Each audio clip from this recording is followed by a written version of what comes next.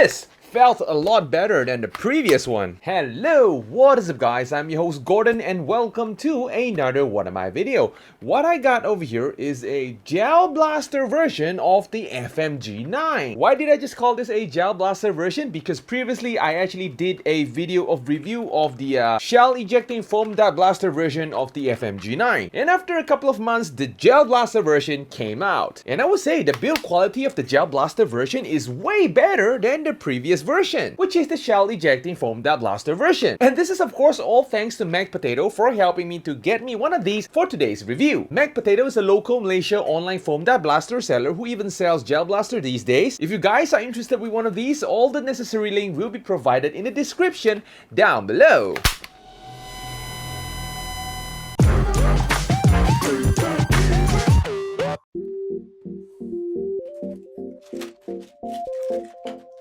In the box, we got the blaster itself, a fake suppressor, battery and charger, a bag of gels, an Allen key, and a manual. To open up the blaster, you will have to pull the lever over here, and the blaster will open up just like so. The battery compartment is located at the bottom of the front of the blaster. Open up the cover, pull out the wire, connect the battery, put the battery in, close the cover, load in the gels, put in the mag, pull the mag prime, friction fit the fake suppressor, and this is how the blaster looks like with everything installed. Okay, first look at the blaster. As you can see, the aesthetic of the blaster is definitely one of those FMG9. And if we actually compare it with the previous FMG9, as you can see, it is exactly the same in terms of aesthetic. And in terms of color, the shade of army green for the shell ejecting version is a bit lighter compared to the gel blaster version. And of course, the shell ejecting version is a lot more glossier too. But I personally like the gel blaster version because it uses a much more matte or flat approach, which makes it a little bit more intimidating than the previous one. And of course, one of the most important thing is of course the build quality. As you can see, the entire blaster is made out of ABS plastic,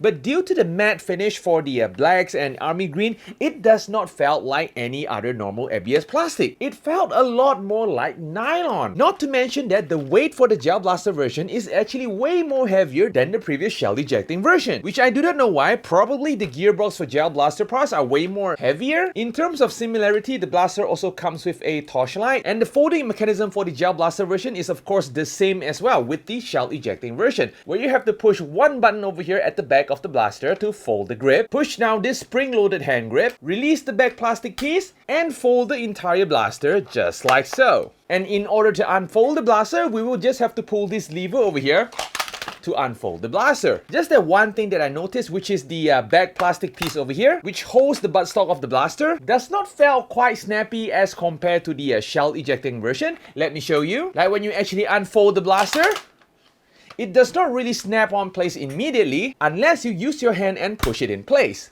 Just like so. As compared with the shell ejecting version, you don't really get such issue. Other than that, I don't really have too much of a complaint because the gel blaster version actually comes with some pretty good features, such as a functioning mag prime, which allows you to automatically cycle the gel straight up to the T-piece, and of course, surprisingly enough, an aluminum inner barrel, which of course will improve the accuracy. Just like the previous shell ejecting version, the blaster also comes with a decorative mock suppressor over here to make this blaster looks a little bit more intimidating, you know what I'm saying? Longer means better. And the moment when you pull the mag prime charging handle, the door at the left hand side of the blaster opens as well, which is a gimmicky feature. As for the Picatinny roll situation, we got a whole roll of Picatinny roll at the top of the blaster, which is being occupied by the handrail over here, or the hand carrying thing over here, as well as the flashlight over here. So practically no Picatinny rail. In terms of the iron sight, the blaster only comes with a iron sight inside of the carrying handle over here,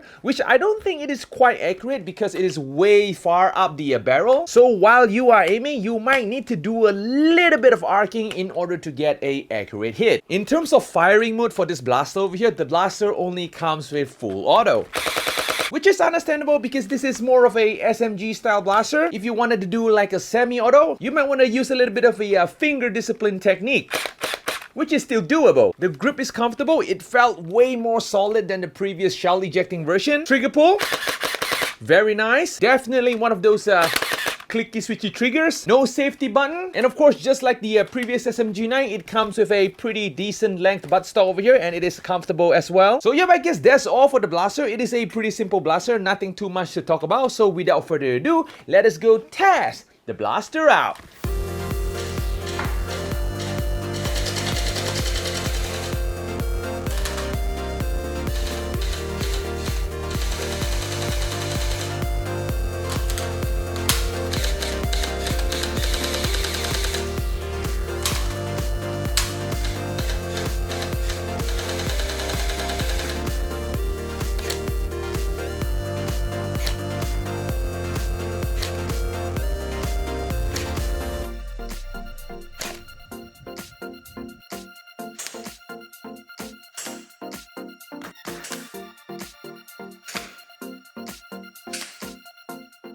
Okay, we are back, guys. So the performance of the blaster, as expected for these collector grade blaster, the blaster can goes around 108 FPS all the way to 123 FPS. And of course, hitting a target in 10 meters is just okay. Accuracy is decent. And of course, operating this blaster, it does jams a little bit. I mean, just a little bit. And I realized that it only happens when you use one of those softer, cheapo gels. What actually happened when sometimes you are shooting? Some gels will just break the moment when it exits the barrel. But in order to prevent that from happening, I suggest you to use those white milky gels. Not only that you will fix the problem, with better gels, you might even increase the FPS a little bit. Other than that, absolutely there is no complaint at all for this blaster. The build quality for this blaster is of course way better than the shell ejecting counterpart. The weight is nice, it felt solid, it comes with mag prime. All in all, I would say that it is a pretty decent blaster. And will this blaster passes the wall test? It passes the wall test way better than the previous FMG9 because it doesn't really have one of these very protruding white FMG9 writings behind the buttstock over here, which kind of looks weird sometimes. I personally prefer an empty buttstock, which looks way more sleeker. And of course, last but not least, since this blaster came with a very intimidating color, I suggest you not to bring this out to the public unless you paint this blaster into something way more friendlier. Overall, a fun blaster. So I guess that's all for today. So if you guys like this video, feel free to smash the like button for the YouTube algorithm. Really need that help though. I'll be posting videos every Saturday and maybe once in a while on Wednesday with a little bit of shorts. So do remember to smash the subscribe button as well as clicking the notification bell as well. Gordon's checking out and I'm going to see you guys in the next video. Yadios, guys!